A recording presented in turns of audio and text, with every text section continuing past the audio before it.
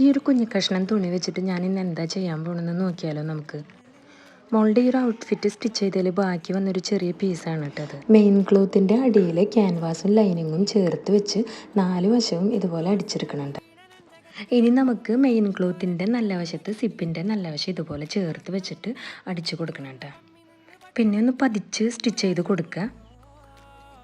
ഇനി നമുക്ക് മെയിൻ ക്ലോത്തിൻ്റെ മറ്റേ നല്ല വശം ഉണ്ടല്ലോ, അത് സിപ്പിൻ്റെ മറ്റേ നല്ല വശവുമായിട്ട് ഇതുപോലെ ചേർത്ത് വെച്ചിട്ട് ഒരു സ്റ്റിച്ച് കൊടുക്കണം. പിന്നെ നമുക്കിത് നല്ല വശത്തേക്ക് മറിച്ചിട്ടിട്ട് ഇപ്പം സ്റ്റിച്ച് ചെയ്ത് ആ ഭാഗം കൂടി ഒന്ന് പതിച്ചടിച്ച് കൊടുക്കണം. പിന്നെ നമുക്ക് ഉൾഭാഗത്തിൻ്റെ 2 സൈഡും ഇതുപോലെ അടിച്ചു കൊടുക്കുക, 2 സൈഡും. പിന്നെ ഞാൻ ആ സ്ക്വയറിൽ വരച്ച് വെച്ചേക്കുന്നത് കണ്ടോ, ആ ഭാഗം ഒന്ന് കട്ട് ചെയ്ത് മാറ്റുക.